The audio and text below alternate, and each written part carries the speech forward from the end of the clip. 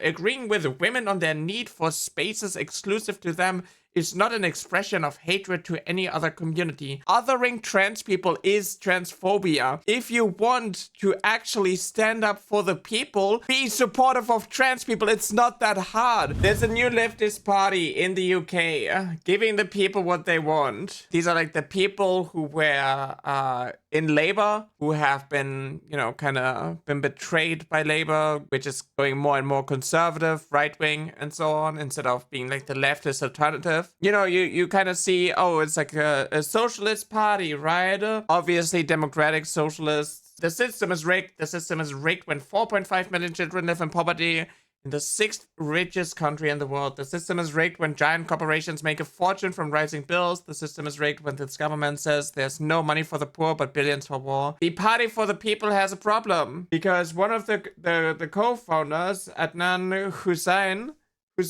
who has been a little bit under fire for his response regarding trans women. They are not biologically women, hence trans women. Trans women is not a hyphenated word. Trans women are women. We are biological women. We are real women. There is no definition for biological woman or real woman or normal woman that doesn't exclude other cis women. A definition that only includes all cis women but excludes all trans women. This definition doesn't work. Even if you look at like female, right? Even if you reduce womanhood to chromosomes, that's not going to happen. If you reduce womanhood to a womb and so on, it just doesn't work. So obviously, rightfully so, he's been getting called out. He has been getting called out for that by people who were looking for a leftist alternative when it comes to like refugees and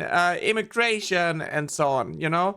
Something that tackles all of the issues and also protects trans women and thus all women. But no, what do we get as a response? Class politics and solidarity unites across race, religion, gender, and other differences that set us apart and have the potential to build a mass movement. Identity politics do nothing but tear apart and cause division. Identity politics is a buzzword of right-wingers who are using that in order to like basically project, because they literally want to trap everyone in tiny little boxes, right? Women, they are womb havers. Their productive role dictates that they are going to have, you know, that they are going to give birth, that they're going to be a wife. These are the jobs laid out for proper, real women, you know, because they're naturally inclined to be good with children and the elderly. This is identity politics, being like, oh, you have this phenotype, so this, like, your entire life is laid out for you. So I saw this tweet of someone who is not affiliated with YourParty, but, you know, commentates a lot on these things. There are people who seem determined to cause infighting among the left. Don't fall for it. The establishment wants us fighting each other, so we don't take the fight to the establishment. Only one party will put power into the hands of ordinary people. YourParty. Obviously, you see that I'm blocked, because I quoted this with, your party is not a leftist party if they're throwing trans people under the bus. Holding them accountable is the most leftist thing you can do. They have to be the alternative the people need instead of this performative liberal bullshit.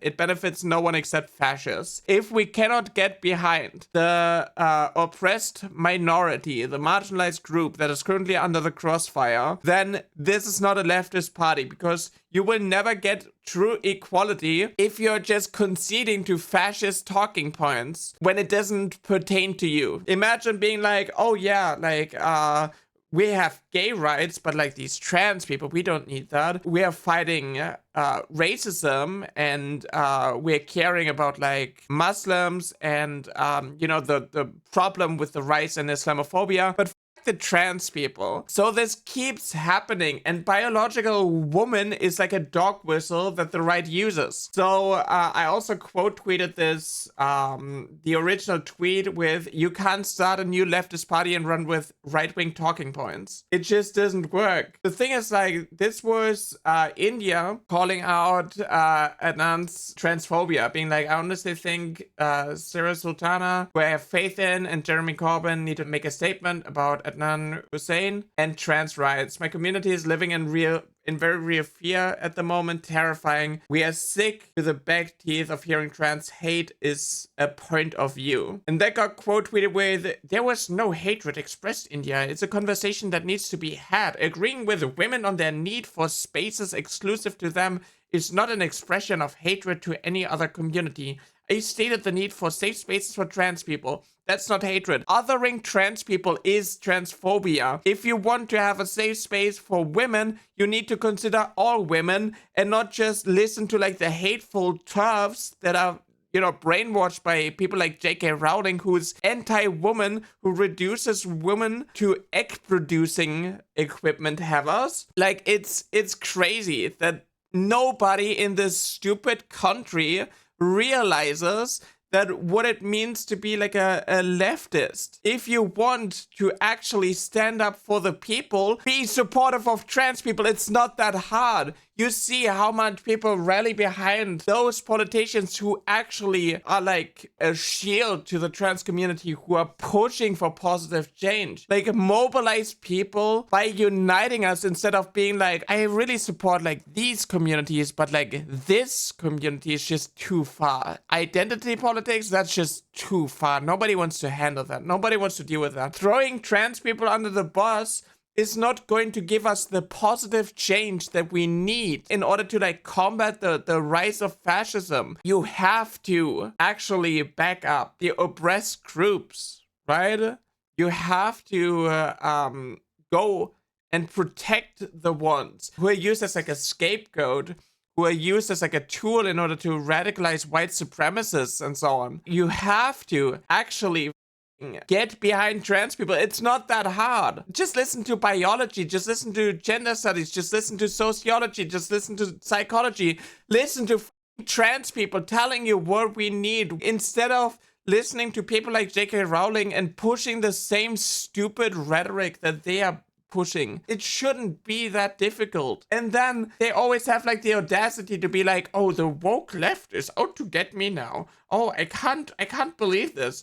Oh, they are worse than Reform UK. Oh my god. Oh, it's purity testing. Trans women are biological women. Trans women are real women. Trans women are women. We deserve to be protected and equal. If you go as a male into a women's restroom, nobody's going to stop you. And the bad people are still going to go in there. But if you're pushing the idea that biological women need to access the men's spaces because they are male, you're putting women in danger. It's the same type of bullshit, you know, that Anthony Fantano called Ronnie Radke out, that I tweeted about a while ago. I'm so glad that Fantano is calling out Ronnie Radke's transphobia and how his entire issue with trans people is based on ignorance and fear-mongering. It's incredibly wild how the facts are being twisted and people like Ronnie push this propaganda by claiming they aren't transphobic because, quote-unquote, they work with trans people. So Ronnie was like, I actually don't mind trans people. Blair White was in my music video. I just don't want trans women, biological males, to pee next to my daughter in the women's restroom, and I don't want them to go into women's prisons. And then something, you know, like V-coding and so on is like brushed under the rug, where trans women are placed in men's prison cells with aggressive cisgender male who are basically, as like an outlet, they're using the trans woman. And then trans women get out of jail after, I don't know, being arrested for drug abuse or doing sex work and so on. And then they share their stories of what happened to them and nobody's out to help them. It's just like, oh yeah, it's okay that these biological males are being treated this way by other males. Forget that women's restrooms are all sorts. That's like the thing. Like, everybody is in there and just doing their thing. I've been to public restrooms plenty of time. It's not that difficult to just like wait in line, wait till the stall is free, do your thing, wash up, and then get out. You know, the trans women will be abused and they don't care. Yeah. So it's incredibly important that these things are being called out, especially if you're like pushing the idea that you are like the last hope for the UK, that you are the party for the people, that you are going to give positive change.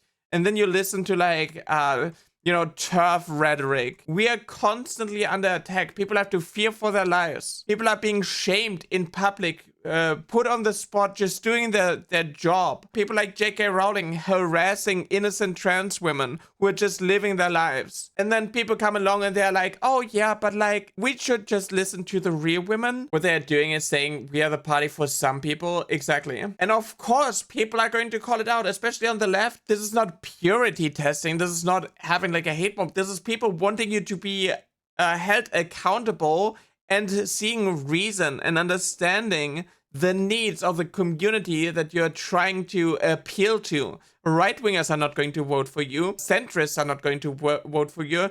Just social conservatives who are just like performative liberals and so on, they are going to maybe vote for you, but there are better alternatives to vote for them. You're not going to appeal to the demographic that you actually want to appeal. It is incredibly dangerous to like push these right-wing talking points, to use these dog whistles, to use the same language that they are using to talk about trans people, and not listening to the community. Who do they think they're appealing to? The right-wingers? TERFs? It's like, oh yeah, you know, like the right is going like way too far right, but actually you should be happy that there are like some people who, you know, they still hate you, but they're not as bad as like the far right. So you should actually be thankful and you should vote for them. And if you don't vote for them, then you're actually the reason why the far right gets away with doing the far right things. That's what they did with like, you know, blaming people like Hussain, for example, who was like, Kamala supports Israel doing a genocide. You know, why should you vote for these people if they're literally just the same group, the same demographic as like the far right, right? Like, it just doesn't make sense. Liberals, like these performative liberals and so on, they're just as bad as the right. Why should you like reward them for being people, you know, just like stabbing you in the back under the guise of like, oh, we are actually better. We are a better alternative. That is the reason why the Democrats are like losing steam in like the US. They're just like stuck in their ways, being like, oh, we need to like have the status quo. And if the status quo changes, then we're going to be fine with that, as long as it changes to the right, as long as it benefits the billionaires and the corporates who fund us even more. I hope that they're going to find reason. I hope that they're going to change their stand and actually stick up for the trans community and all the other communities that are being oppressed and targeted right now. But something needs to change. Something needs to happen, because you can't be like the new alternative to like the labor and so on and literally run with the same bullshit. It just doesn't work. It literally doesn't work. Everybody